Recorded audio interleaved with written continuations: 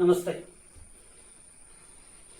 ഇന്ന് നമുക്ക് മറ്റൊരു നമ്പൂരി ഫലിതം കേൾക്കാം. ഒരു ഉണ്ണി നമ്പൂരി വിവാഹം കഴിച്ചു. പഴയ കാലത്ത് വിവാഹത്തിന് മുമ്പ് വധുവുമായിട്ട് കാണാനോ സംസാരിക്കാനോ എന്നുള്ള അവസരങ്ങൾ ഉണ്ടാവില്ല.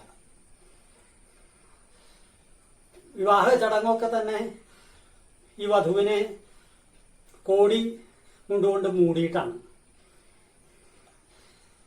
ആ ചടങ്ങിനിടയിൽ അത് കഴിപ്പിക്കുന്നതായിട്ടുള്ള ആ വ്യക്തി പറയും, തീയിന്റെ മുമ്പിൽ കൊണ്ടുവന്ന് നിർത്തിയിട്ട് അഗ്നിസാക്ഷിയായിട്ടാണ് വിവാഹം, തീയിന്റെ മുമ്പിലിരിക്കുന്ന ആളെ നോക്കാം എന്ന് പറയുമ്പോൾ ആ മൂടിയ വസ്ത്രം അല്പം മാറ്റി ആണ് തന്റെ ഭർത്താവാകാൻ പോകുന്ന ആളെ ആദ്യമായിട്ട് കാണുക. അതിനു മുമ്പ് വല്ലപ്പോഴും എവിടെയെങ്കിലും വെച്ച് കണ്ടിട്ടുണ്ടെങ്കിൽ ഉണ്ട്, അത്ര തന്നെ ഉള്ളൂ. ഈ ഉണ്ണുനമ്പൂരിയുടെ വിവാഹം കഴിഞ്ഞപ്പോൾ കൂട്ടുകാരൊക്കെ കലശൽ കൂട്ടി, ഭാര്യയ്ക്ക് ചെവി കേൾക്കില്ല എന്ന്. അപ്പൊ ഉണ്ണിയമ്പൂരിക്ക് സംശയമായി, ഇതെങ്ങനെയാ പോന്ന് അറിയാം. മുൻപൊക്കെ ഗൃഹത്തില് വേറെ പുരുഷന്മാരുണ്ടെങ്കിൽ സ്ത്രീകൾ പെരുമാറുന്ന സ്ഥലത്ത്, അടുക്കളയില് മറ്റുള്ള മുറികളിലൊക്കെ വരനാണെങ്കിലും പ്രവേശനം ഉണ്ടാവില്ല. പത്നിയെ സ്വതന്ത്രമായിട്ട് കിട്ടുക തന്റെ കിടപ്പുമുറിയിൽ വെച്ച് മാത്രമാണ്.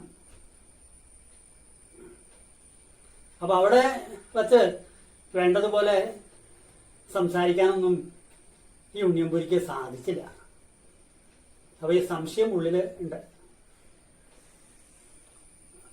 അദ്ദേഹത്തിന് വേറെ ജ്യേഷ്ഠാനുജന്മാരൊന്നും ഇല്ലാത്തതുകൊണ്ട്, അച്ഛനും അമ്മയും മാത്രമേ ഉള്ളതുകൊണ്ട് അവരില്ലാത്ത സമയത്ത് ഒന്ന് ചോദിച്ച് മനസ്സിലാക്കാം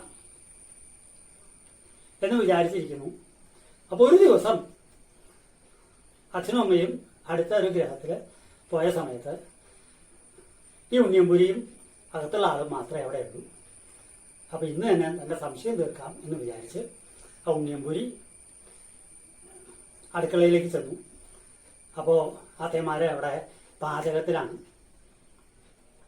അപ്പൊ ഉണ്ണിയമ്പൂരി ചോദിച്ചു, ഇന്നെന്താ കൂട്ടാൻ?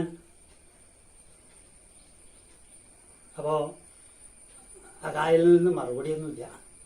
അപ്പൊ നമ്പൂരിക്ക് സംശയമായി, കൂട്ടുകാർ പറഞ്ഞു ശരിയാണോ, ചെവി കേൾക്കില്ലേ? കുറച്ചുകൂടി അടുത്തേക്ക് ചെന്ന് ഒന്നുകൂടി ഉറക്കെ ചോദിച്ചു, ഇന്നെന്താ കൂട്ടാൻ?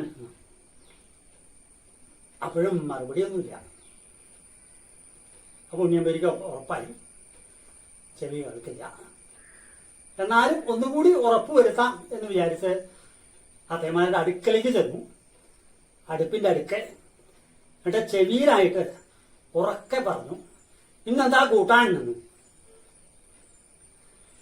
അത് കേട്ട് ആ അതേമാര് നമ്പൂരിയുടെ നേരെ തിരിഞ്ഞ് ഉറക്കെ മറുപടി പറഞ്ഞു, 3 തവണയായില്ലോ പറയണു മുരിങ്ങാ കൂട്ടാനാണെന്ന്. അപ്പോ ആർക്കാ ചെവി കേൾക്കാത്ത? ആലോചിച്ചു നോക്കൂ.